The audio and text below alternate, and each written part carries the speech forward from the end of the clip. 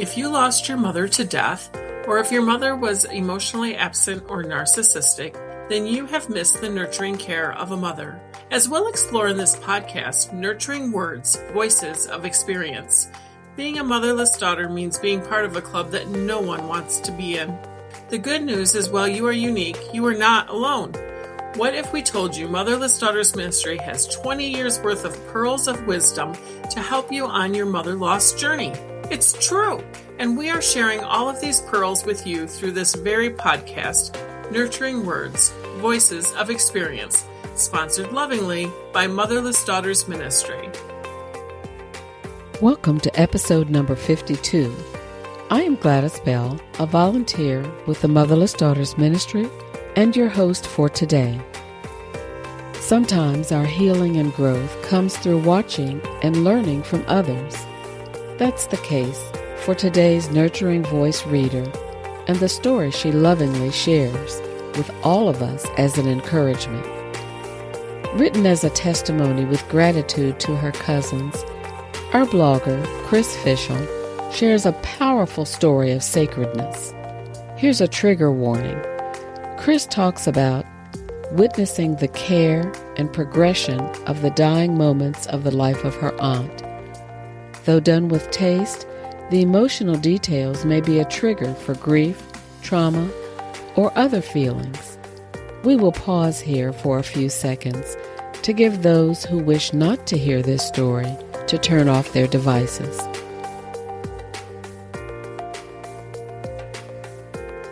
If you're still with us, sit back and listen to the rich story of strong women being there for each other in spite of strained relationships and in the darkest of moments, shining love and care on display, forging a bond and birthing courage. Dear strong woman, I see you. You ask questions, seek answers, and attempt to fix, even as you know it's all slipping through your fingers. There is no stopping the dwindling of a life called to its ending. I see you. You hold up those beside you who can no longer stand in their grief. You sit and listen and hold and cry along. I see you. You hold the hand of the dying. Watch for the last gasp of breath. See the small heartbeat fade smaller still. I see you. You believe you are alone, and of course it feels true in those hardest of moments. See me. We are of a village. You have walked the path worn by those before you. You form the footprints for those of us who will step behind you. See me. You are showing me the way through grief and death and more grief, and then the reaching out to others. I see you. See me.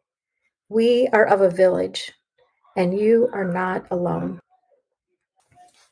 I'm Christine Fishel. I am a volunteer at the Motherless Daughters Ministry, and I have gotten started with the ministry volunteering as a blog writer because I love to write, and I have found it very healing to be a writer of blogs about my experiences as a motherless daughter and to share those with others. It's always a process of reflection and finding pieces of wisdom in my experience that I wouldn't have noticed if I didn't reflect on them, and putting that out for other people.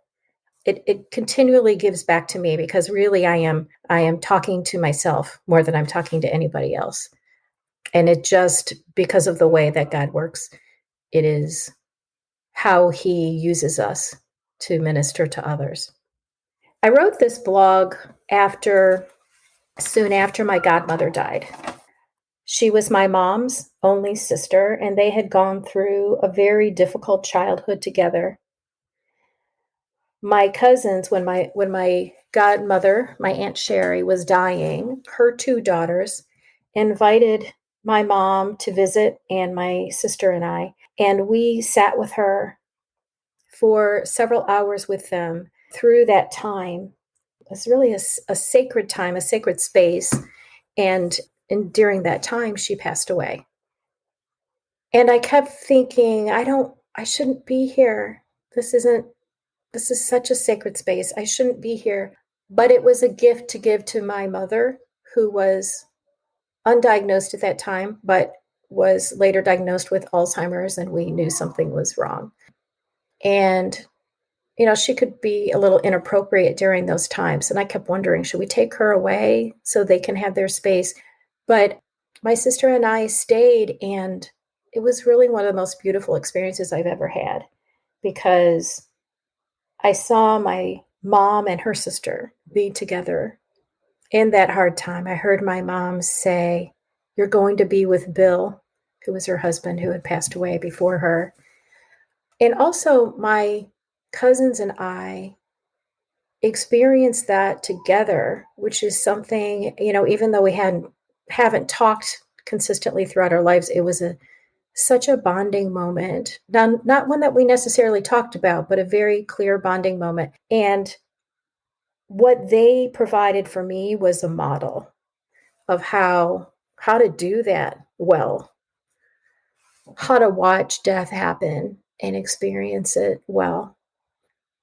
A year later, my mother had died.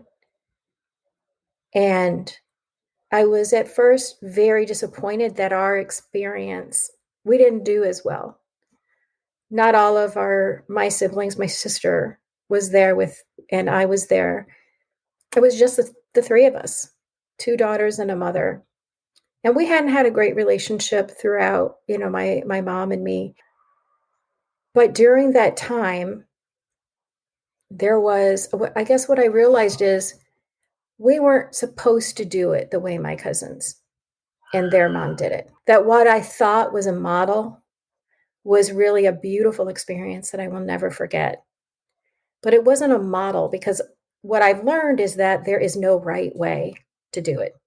There's no right way to go through that moment. What there is an opportunity for openness and acceptance, and to be still in the moment and just accept it. Open your arms wide to let in everything, the hard, the surprising, what seems inappropriate moments of laughing, but what is really just a sacred experience. And that's why I wanted to write about that. And I think when I saw my cousins, they had no idea what they were doing. They had no idea what they were doing for me to provide that experience. Their strength was unbelievable.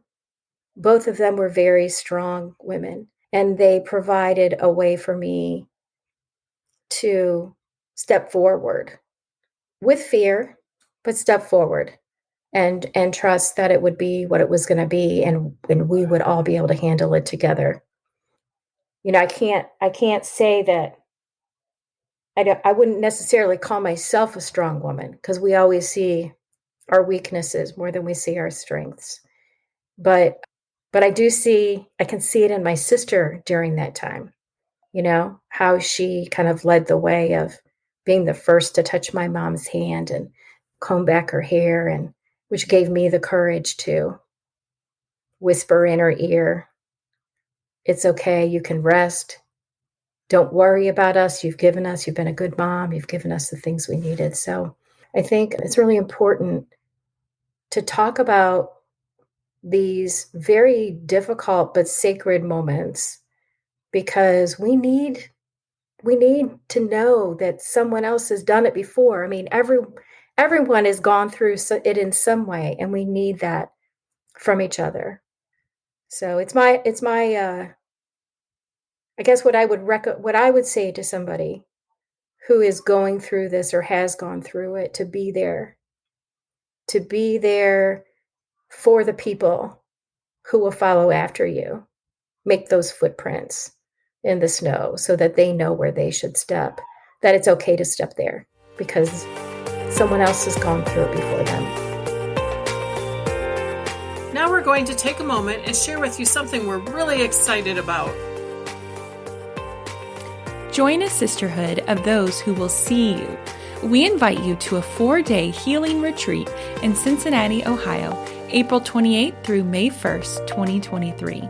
The Journey, Healing the Wounds of Mother Loss One Step at a Time, is a residential retreat focusing on mother loss and its effect on your life, how her absence shapes your identity, influences your style of mothering and relationships, how your grief surfaces throughout your lifetime, and how you experience living beyond your mother's final years.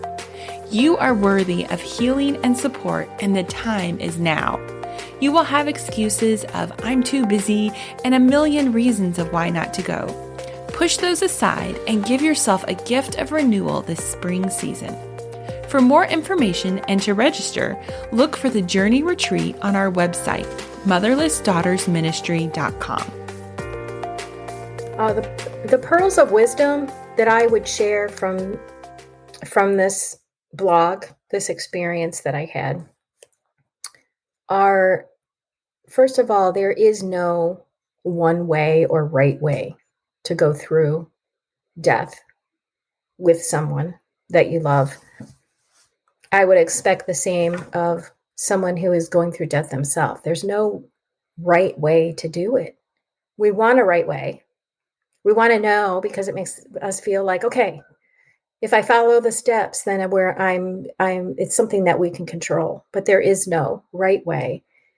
What is right is to be open, to just open your arms to all of the feelings, all of the experiences, and let it in. Let it settle in you and affect you. Let it change you. The second pearl that I would say is to know that the second pearl of wisdom, I think, is to recognize that we are a part of a long history of strong women who have experienced this before us. And there is a long line of strong women behind us who will experience it. And so to be open, to share openly with people going through it, to not be afraid to share it with our daughters. They're going to go through it, and they're going to, without guidance from a strong woman in front of them, they're going to think, I don't know how to do this. I don't know if I can do it. But by being open as we experience these difficult things, by providing those footprints in the snow for the people who will come after us, I think we're helping all women, all mothers, all daughters to be a part of this kind of like a lineage of people. Yeah. Take courage. You are strong.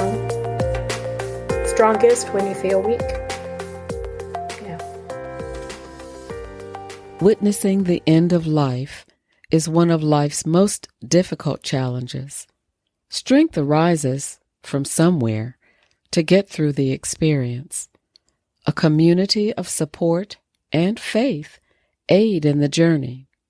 And in the process, the imprint of footsteps provide guidance for those who follow that path.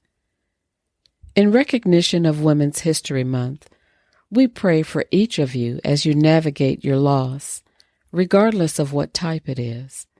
Since the beginning of time, whether given recognition or not, women have risen to challenging situations to meet needs for themselves and others. This writer illustrates the power of strong women to inspire and encourage those around them while surviving profound loss. If you're listening to this podcast, you are a strong woman because you're a survivor. And as a survivor, you have already encouraged those who observe you. Welcome to our community of strong women. We're here for you. Remember, you are not alone. Thank you for spending your time with us here at Motherless Daughters Ministry. This podcast, Nurturing Words, Voices of Experience, was created by Motherless Daughters for Motherless Daughters, and it means so much that you are listening today. We want to have you back with us again and again, so don't forget to hit the subscribe or follow button so you never miss an episode.